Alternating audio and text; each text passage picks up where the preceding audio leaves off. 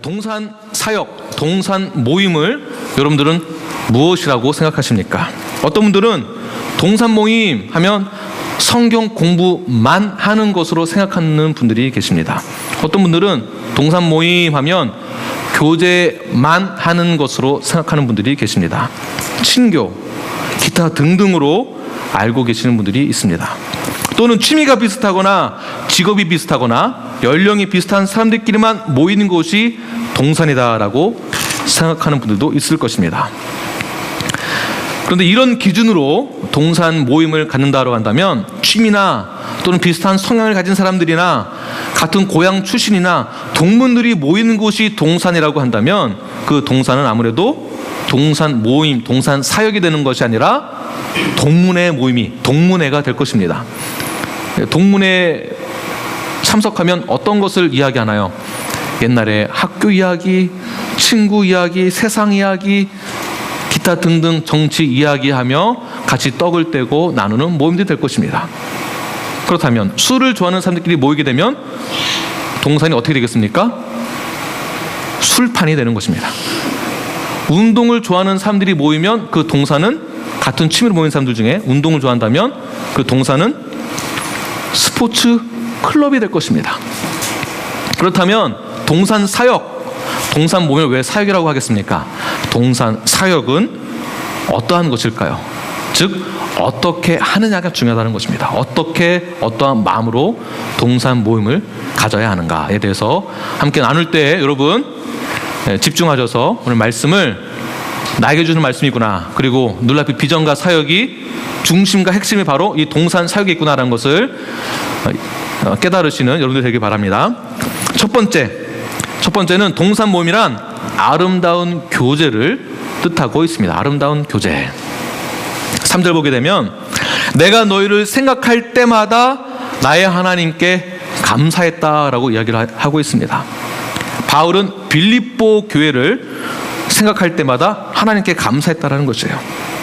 생각하면 생각할수록 눈물이 나고 감사하고 기뻐했다라는 것입니다. 그러니까 빌립보 교회만 보면 그 자체가 기쁨이고 감사다라는 것이에요. 그들만 생각하면 기쁘고 감사하면서 웃음꽃이 핀다라는 것이에요. 그리고 그들을 위해서 기도하게 되고 그들을 위해서 헌신하게 되고 생각하게 되고 감사하게 되고. 여러분 동산 식구들을 한번 머릿속에 쫙 한번 그림을 그려보세요. 생각을 해보세요.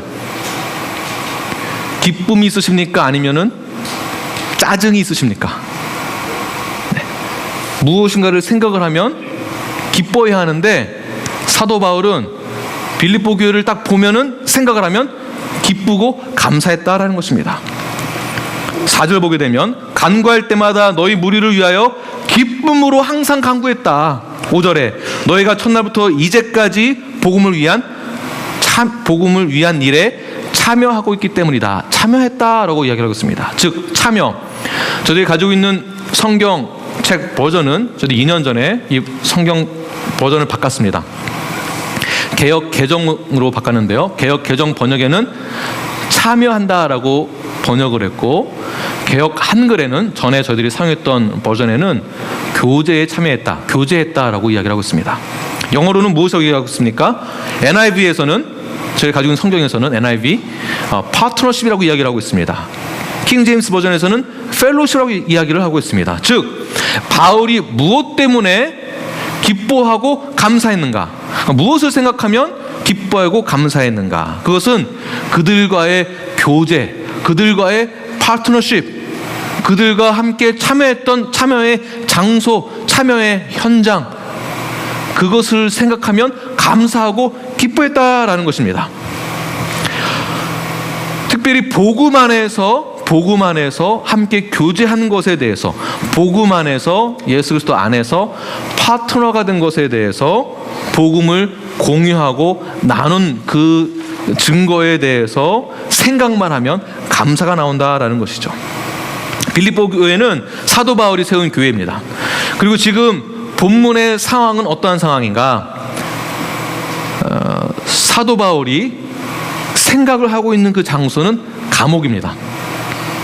감옥에서 나의 성도들, 우리의 성도들, 나와 함께 했던 파트너들을 생각하니까 감사가 나온다라는 거예요. 어디에서요? 감옥에서. 지금 한국 전 대통령이 어디에 있습니까? 감사가 나온다는 말을 제가 들어본 적이 없습니다. 그분의 입을 통해서. 네. 감옥에 가신 분들 중에 감사가 나온다는 말 하시는 분들 들어본 적 있으신가요? 즉 쉽지 않다라는 거예요. 여러분들이 가장 어려운 환경에 처했을 때, 벽에 부딪히고 정말 낭망의 자리에 있을 때, 그때 감사가 나오던가요? 그때 생각하는 것이 어떠한 생각인가요? 저 사람 때문에 내가 감옥에 들어왔는데 내가 나가기만 해봐라. 그날만을 손꼽아 기다리고 아마 날짜를 세고 있을 거예요. 나가기만 해봐라. 내 눈앞에 보이기만 해봐라. 그 생각을 하게 되겠죠. 안 좋은 상황에 있으면은 안 좋은 상황 때문에 나쁜 생각과 부정적인 생각이 나를 지배하게 된다는 것입니다. 그러면 무슨 생각을 하겠습니까? 나쁜 생각을 하게 되는 것이죠. 그런데 감옥에서 사도 바울이 생각했던 것은 성도들을 생각한 거예요. 그랬더니 성도를 생각하니까 감사가 나오고 기뻐했다라는 것입니다. 그들을 위해서 간구하며 기도했다라고 말을 하고 있습니다. 이것을 뭐라고 이야기하는가? 원어로는 코이노니아라고 이야기를 합니다. 코이노니아, 실제적인 하나님의 사랑을 나눈 모습을 이야기하는 것입니다. 하나님의 가족인 교회 안에서 하나님의 사랑을 경험하고 나눈 것, 표현되어진 것. 그러므로 코이노니아란, 동산 모임, 동산 사역이란 고난이 있는 분들이 있으면 함께 고난을 나누는 거예요. 동산 안에서 함께 아파하는 거예요. 같이 마음을 통감하는 것입니다. 같이 슬퍼하는 것입니다. 필요를 채워주는 것입니다. 삶을 그렇게 나누는 것입니다. 이것을 하나님의 사랑을 실천하는 이 현장을 진정한 사랑의 교제다라고 볼 수 있는 것입니다. 이 코이노니아 자체가 담고 있는 단어의 뜻은 펠로십이 포함되어 있고 파트너십이 포함되어 있고 쉐어링이 포함되어 있습니다. 그리고 청직이라는 뜻이 가지고 있는 스토어십, 제가 R이 들어가면 발음하기가 너무 힘들어서 네. 사모님이 생각이 나네요. 제가 R 발음을 잘 못하면은 교정을 해주셨는데, 스토어십. 다시 말해서 코이노니아란 의무와 책임을 가지고 청지기로서 나에게 맡겨진 같은 그러한 형제 자매들 간의 교제가 사랑과 은혜가 넘쳐나도록 파트너십을 가지고 함께 교제하는 것을 뜻하고 있는 것입니다.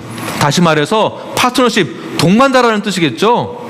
인생의 동반자, 사랑의 동반자, 천국을 향하여 나아가는 믿음의, 신앙의 여정에 서 있는 믿음의 동반자, 바로 예수 그리스도 안에서 연합되어진 한 몸을 이룬 형제 자매가 바로 이 사람이, 옆 사람이, 동산 식구들이 나의 인생의 신앙의 여정길에 서 있는 동반자다라는 것입니다. 한번 쳐다보세요. 같이 한번 보세요. 진짜 나의 동반자가 맞는가? 왜 이은희 자매님 뒤에 목사님을 보세요. 보시고 당신 나의 동반자입니다라고 말씀하세요. 다시 한번 당신 나의 동반자입니다 이렇게 인사 한번 해보시기 바랍니다. 시작. 동반자에서 제가 이제 어느 그 가요의 가사가 동반자 제가 기억이 나서 이렇게 찾아봤는데 제가 못 찾았어요. 인생의 동반자인지 뭐 사랑의 동반자인지 이렇게 어떤 가사가 제가 기억이 나는데, 저와 여러분 모두 다가 동반자라는 것이에요. 동반자가 어떻게 해야 되겠습니까? 서로 간에 확신이 있어야 되겠죠. 이렇게 사도 바울이 빌립보 교인들을 생각을 하면 아름다운 교제가 떠오르고 동반자가 되고 진정한 교제를 나누고 청직의 삶을 살았던 것을 기억하니까 좋은 생각이 나니까 기쁘고 감사가 나오고 기도가 나온다는 것입니다. 그런데 솔직히 마음속 깊은 여기서 동산몸을 하고 나면 집에 가서 무슨 생각을 하십니까? 다음 주가 또 기다려져. 이분만 생각하면은 또 보고 싶어. 오, 팀장님 이러시나요? 아니면은 요 밑에서, 창자 밑에서 시기가 있고 질투가 있고 미움이 있고 내가 이 사람 때문에 다음에는 못 가겠다라는 마음도 들고, 어떤 마음이 드시나요? 그러므로 진정한 교제란, 아름다운 교제란, 동산 모임이란 그냥 모임 자체적으로 이루어지는 것에서 끝나는 것이 아니라 사역이 되어져야 한다는 거죠. 사역. 내가 헌신적으로 섬기는 그 모습이 나에게 있어야 합니다. 그래야 감사가 서로 할 수 있는 것이고 기쁨을 서로 나눌 수 있게 된다라는 것입니다. 그런데 한번 잘 생각해 보십시오. 이 생각한다라는 것은 생각이라는 단어 안에 확신이 있다라는 뜻이 포함되어 있습니다. 6절 말씀에 확신도 나오죠. 뭐냐 하면 우리는 전부 다 인간입니다. 사람입니다. 사람이 완벽한 사람이 있겠습니까? 천국 가기 전까지는 우리는 불완전한 사람입니다. 죄를 짓고도 회개합니다. 그런데 똑같은 죄를 또 짓습니다. 내가 다시는 이 말 하지 말아야지 해놓고서는 뒤돌아서면 또 합니다. 지금은 아멘하고 하셨지만 문 열고 나가면은 노멘합니다. 다시 말해서 사람을 보면 좋은 것만 다 보이지 않는다라는 것이에요. 김한국 목사를 보면 좋은 것만 보이지 않는다라는 것이에요. 2%가 뭡니까? 많은 부분이 부족합니다. 저 같은 부족한 사람이 어디 있겠습니까? 부족합니다. 완벽하지가 않습니다. 그런데 사도 바울이 빌립보 교회를 생각을 했다라는 것은 확신을 가지고 생각했다라는 거죠. 사람을 생각하면 이 사람은 전부 다 좋은데 요게 문제야. 요거 때문에 이 사람을 평가합니다. 요거 때문에 이 사람의 이미지는 결정되집니다. 다 좋은데 도벽이 있어. 다 좋은데 성격이 안 좋아. 다 좋은데 무좀이 있어. 그러면 이 사람은 무좀 있는 사람으로 그냥 낙인 찍히는 거죠. 그러나 무슨 확신이냐 하면 생각을 할 때 다 좋은데 앞으로도 더 좋을 거야 라는 확신을 갖고 있는 거예요. 그걸 가지고 생각한다라는 것입니다. 그러므로 지금 옆 사람을 보면 부족하죠. 김 목사를 보면 부족하죠. 그러나 확신을 갖는 거예요. 김한국 목사를 생각하면 다 좋은데 앞으로 더 좋을 거라는 생각을 갖는 것이 확신 안에 포함되어 있다는 것입니다. 할렐루야. 세 분 아멘 안 하셨어요. 세 분. 그러므로 안수집사를 바라볼 때, 생각을 할 때 확신을 갖는 생각을 갖는 거예요. 더 성장하겠구나, 더 잘하겠구나. 팀장을 볼 때에도 반대로 리더들이 팀원들을 바라볼 때에도 지금 믿음이 부족하지만 앞으로는 성화를 통해서 하나님이 이루실 일들에 대해 충분히 모든 일들을 감당할 만한 사람이 될 거야 라는 확신을 가지고 생각하는 거죠. 그 생각이 있기 때문에 사도 바울이 감사가 나오고 기쁨이 나왔다라는 것입니다. 동산 사역을 우리 하는데 이 동산 별 볼 일 없어. 갔더니 힘들어. 멀기만 하고 가는 길도 복잡하고 주차하기도 힘들고 음식은 준비한다고 했는데 왜 이렇게 또 맛은 없어? 차라리 내가 혼자 해먹는 게 나아. 이런 확신을 가지고 생각하고 동산 가면은 그 다음 주에 안 오는 거죠. 동산 모임 아마 흐지부지해지다가 아마 없어질 거야. 이렇게 확신을 가지면 안 된다는 거죠. 무엇을 생각해야 되느냐? 반드시 하나님이 사용하실 거다라는 확신을 가지고 생각해야 한다는 것입니다. 불신을 가지고 불신이 나에게 있다면 이미 그 불신 때문에 안 되는 거죠. 안 될 거야 그 동산. 이러면 안 되는 거예요. 그러니까 그 동산이 안 될 거라는 확신을 갖고 있으니까 안 된다는 것이죠. 우리 뉴라이프는 비전이 없어. 안 될 거야. 다 좋은데 요거 때문에 안 될 거야. 이런 확신을 가지고 있는 분 계십니까? 그런 확신이 있으면은, 그런 불신이 있으면은 그러니까 안 되는 거예요. 사랑하는 저희 아내가 당신은 다 좋은데 가능성이 없어, 불가능해 라고 저에게 말을 한다면 제가 어떻게 해야 되나요? 어떻게 살아야 돼요? 내 자녀는 가능성이 없어. 얘는 애초에 가능성이 없는 애야. 얘만 생각하면 불가능, 얘만 생각하면 딴 길, 얘만 생각하면 복잡함, 얘만 생각하면 죽겠어. 어떻게 생각을 하느냐가 중요한 것입니다. 사람이 완벽하지가 않기 때문에. 그러므로 우리는 동산 모임을 동산 사역이라고 부르는 것입니다. 동산 안에서 섬김을 받는 것뿐만이 아니라 서로가 서로를 위해서 섬기며 서로를 사랑해주고 이야기도 들어주고 슬픔도 나누고 기쁨도 나누는 것.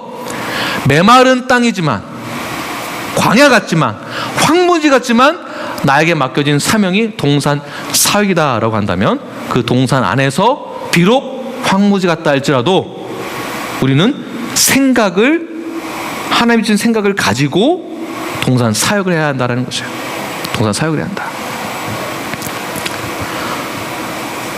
동산에서 그러한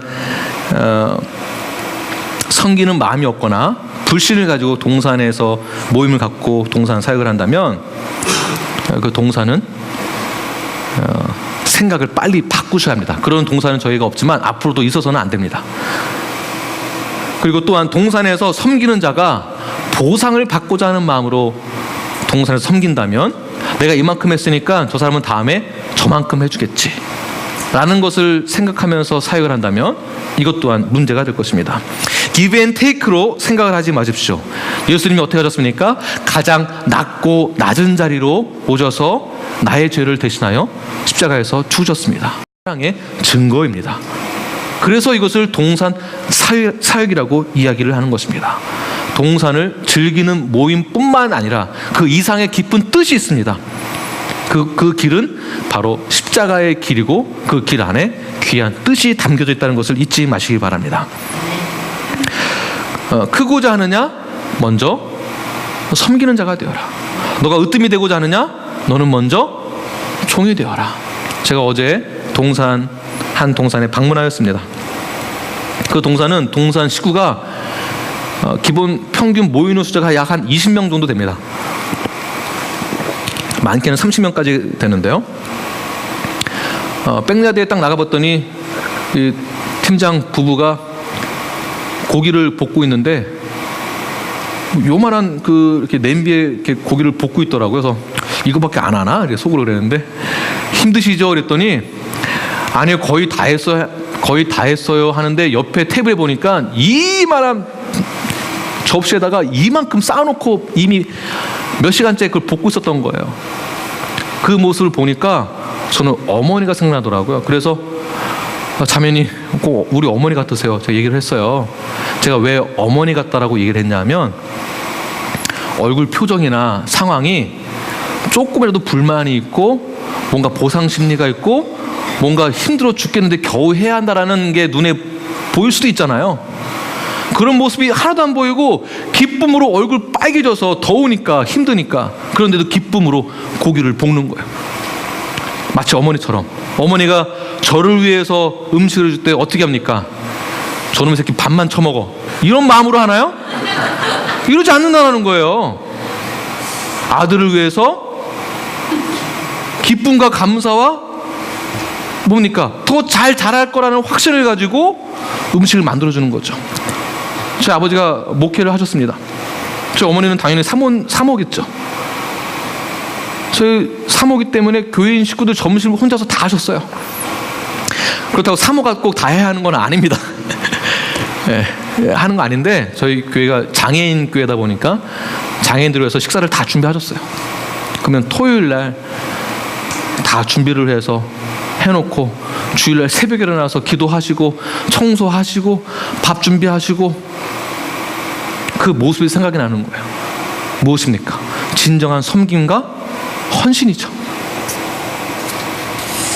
그러므로 저희 동산 사역, 동산 모임은 아름다운 섬김의 교제가 나타날 때 진정한 동산 모임이 된다라는 것입니다. 여러분, 사도 바울이 어떠한 생각을 했습니까? 그 생각을 여러분의 생각으로 바꾸십시오. 동산 모임 그냥 하는 거 아닙니다. 시켜서 그냥 겨우겨우 하는 거 아닙니다. 그리고 여러분들이 우리 뉴라이프 멤버이고 식구이기 때문에 동산 사역을 스킵해서는 안 됩니다. 사역이에요. 내가 좋으면 가고 싫으면 안 가고 이런 거 아니에요. 왜 안 되느냐?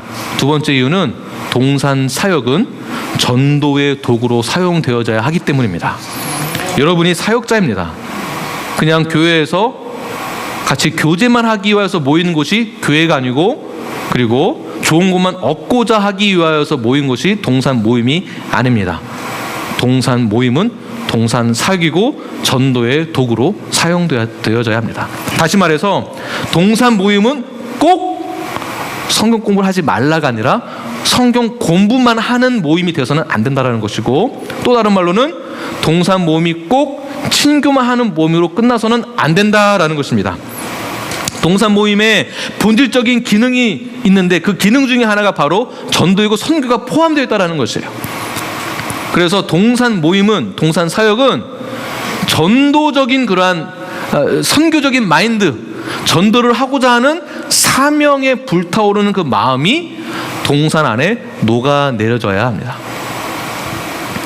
오늘 본문 5절 보게 되면 너희가 첫날부터 이제까지 복음을 위한 일에 참여하고 있기 때문이다. 복음을 위한 일이 교제 안에서 나타나야 된다라는 것입니다. 그러므로 식사하고 커피 한잔 했다고 동산 모임 했습니다라고 저한테 보고를 하시면 안 된다라는 거예요. 제가 보고하세요 했더니 의무적으로 보고는 하시지만 저희 이렇게 했습니다 라고 끝내는 거는 보고가 아니에요. 동산 기능 중에 하나인 선교적인 마인드와 전도의 기능을 잘 했느냐에 관하여서도 보고를 하셔야 되는 거예요. 그 보고를 왜 해야 하는가? 동산 모임 자체가 복음을 전하는 통로이기 때문에 그렇습니다. 그 통로 안에 이웃들을 초청하는 거예요. 이웃들, 또는 이웃을 초청할 때 멀리 있는 이웃도 될 수 있고 가까이 있는 이웃도 될 수가 있습니다. 친구이거나 정말 동네 사람이거나 아니면 직장인들이거나 직장 동료이거나 기타 등등의 전도 대상자가 있을 것입니다. 또는 제가 조사를 하지는 못했지만, 조사도 할 수 없는 것이지만, 우리 휴스턴에서 교회를 통해서 상처를 받은 사람들, 교회를 통한 상처는 교회에서 막 어떻게 했다는 것이 아니라 여러분들이 교회잖아요. 관계에 대한 어려움이나 또는 기타 등등의 이유로 한국 교회에서 떠나 미국 교회를 다니고 계신 분들이 계시다라는 이야기를 많이 들었습니다. 그분들이 미국 교회 가서 얼만큼 신앙생활을 잘할 수 있을까요? 예배 드리는 것만으로는 신앙생활을 한다라고 볼 수는 없습니다. 내가 어떻게 하고 있느냐가 중요한 것이죠. 지상 명령을 내가 준행하고 있느냐, 어떻게 하고 있느냐. 근데 만약에 동산 사역을 하지 않고 그냥 커피 한 잔, 밥 한 끼, 이걸로는 안 된다는 것이에요. 그러므로 집 나간 탕자를 초대하시는 거예요. 동산으로 초대하시는 거예요. 꼭 여기 안 와도 된다는 거예요. 저희 여기 자리에 안 오셔도 됩니다. 동산으로 초대하셔서 다시 그들에게 영접시키고 이웃들을 초청해서 영접을 시키고 하는 사역이 있어야 한다라는 것입니다. 그 동산 안에서 예수님을 소개하는 일들이 있어야 하며 복음 사역에 동참할 수 있는 일들이 무엇인가에 대해서 함께 기도하고 나눠야 하는 그러한 자리가 되어야 합니다. 실질적으로 그렇다면 전도를 어떻게 해서 어떻게 실천해야 되겠는가? 만약에 새로운 이웃이 새로운 분이 동산에 방문을 했다. 근데 초면인데 방문하신 분을 혼자 내버려두고 친한 사람들끼리만 공통된 주제를 가지고 이야기를 한다면 새로 오신 분들은 어떻게 하고 있어야 될까요? 이렇게 해야 되겠죠. 불안하겠죠. 초조하겠죠. 얼마나 불안할까요? 나는 처음 보는 사람들인데 아는 사람들끼리만 이야기를 하고 나는 혼자인데 이러면 전도의 도구로, 복음의 도구로 사용되지 못하게 되는 것입니다. 지금 저희들이 그렇게 하진 않지만 앞으로도 그렇게 돼서는 안 됩니다. 아마 저 같으면은 너무나도 어색해서 다음 주에 동산 모임에 참석 안 한다고 하고 다른 핑계를 댈 것입니다. 또는 기독교나 교회, 동산 모임, 예수님, 십자가에 대해서 전혀 들은 적도 없고 알지도 못하시는 분들, 그분들이 동산 모임에 왔습니다. 그런데 성경 공부를 합니다. 제자 훈련을 한다고 합니다. 그러면 처음 오신 분들이 성경 공부할 수 있나요? 처음 오신 분들이 계십니다. 그런데 갑자기 기도하자고 해놓고서는 통성으로 기도하면서 주여 3찬까지 합니다.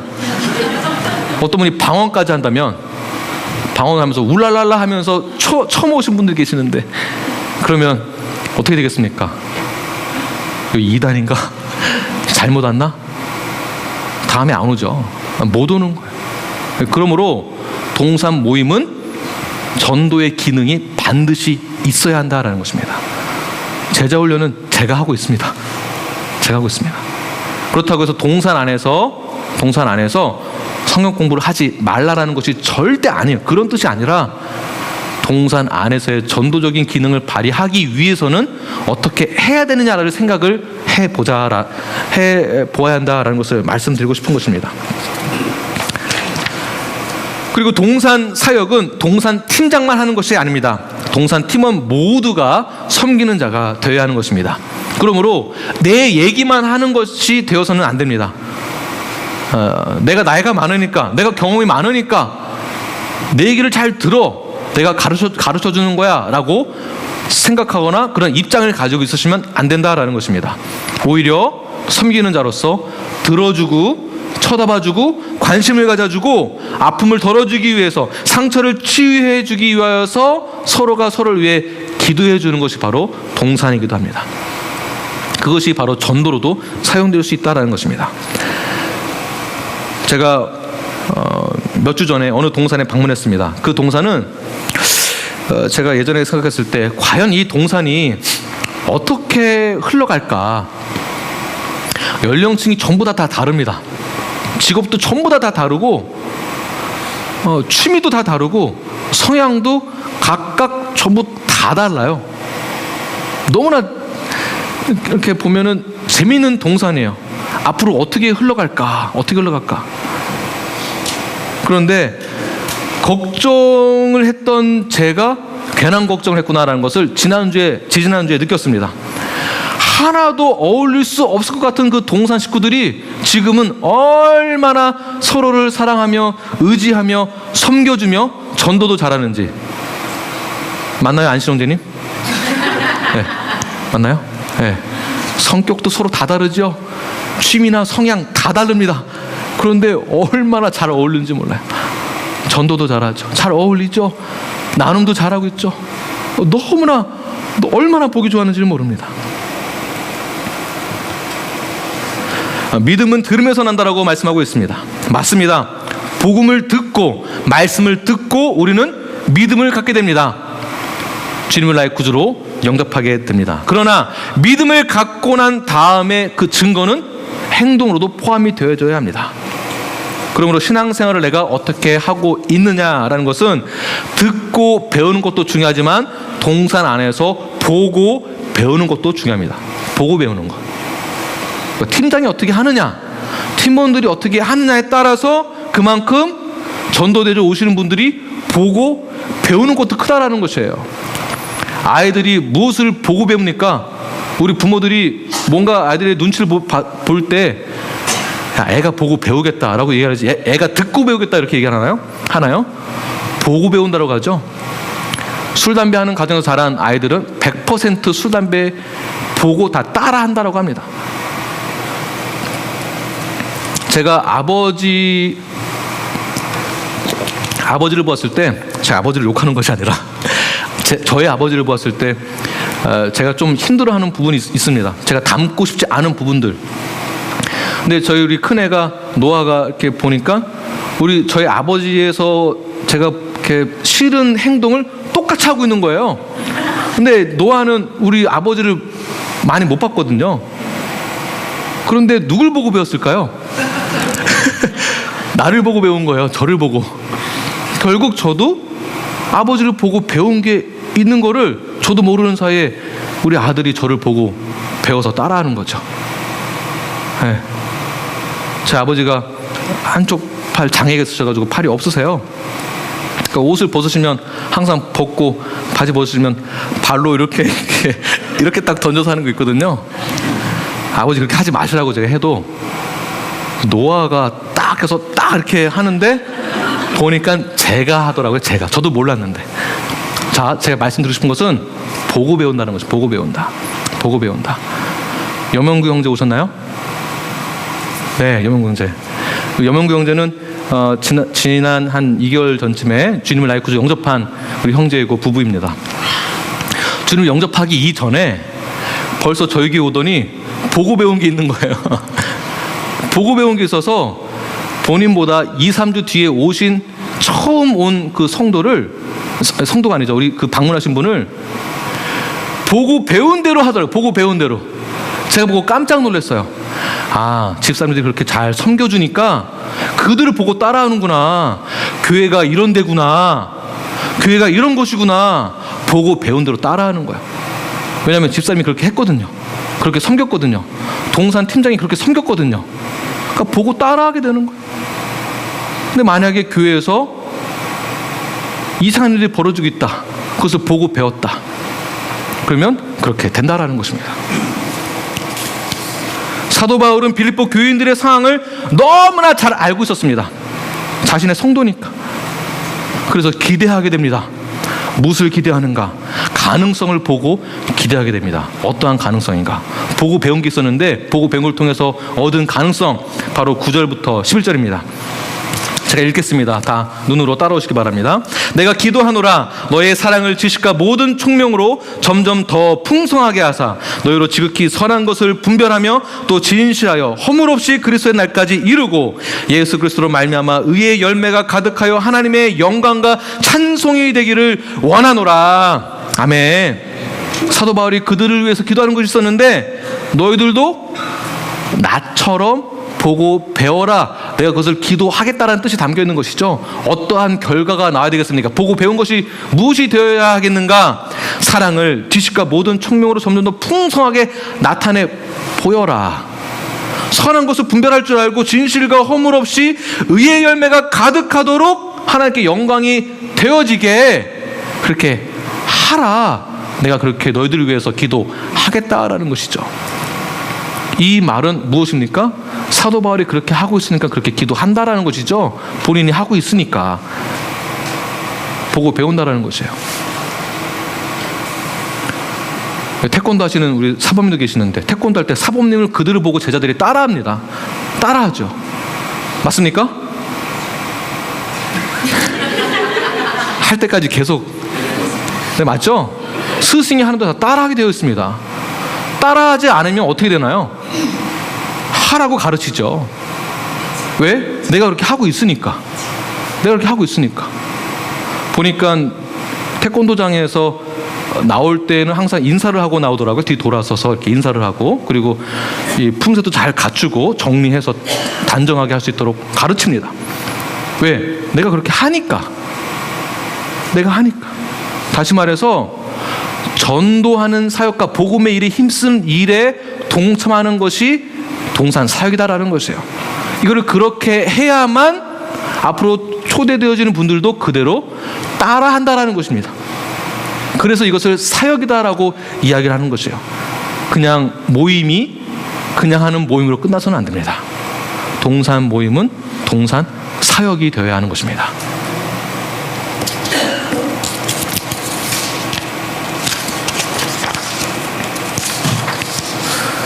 그러므로 동산 사역은 팀장님이 팀원들과 어떻게 교제를 하고 있는지, 복음 사역을 어떻게 하고 있는지 다들 보고 배울 수 있도록 서로가 서로를 위해서 격려하고 위로하면서 돕는 거예요. 그렇게 사역을 이루어 나아갈 수 있도록. 동산은 사랑을 실천하는 곳입니다. 동산은 아픔과 슬픔을 나누는 곳입니다. 동산은 아름다운 교제가 있는 곳입니다. 진정한 사귐, 섬김, 헌신, 서로 간의 용서와 행복과 위로가 있는 곳입니다. 동산은 말씀 있는 곳입니다. 영혼 구원 있는 곳입니다. 동산은 예배가 있는 곳입니다. 동산은 십자가가 있는 곳입니다. 여러분, 동산 사역, 동산 모임 안에서 그리스도의 사랑을 실천하시는, 물보다 진한, 피보다도 더 진한 예수 그리스도의 십자가의 보혈의 능력으로 그 사역을 감당해내시는 우리 뉴라이프가 되길 간절히 축원합니다. 기도하겠습니다.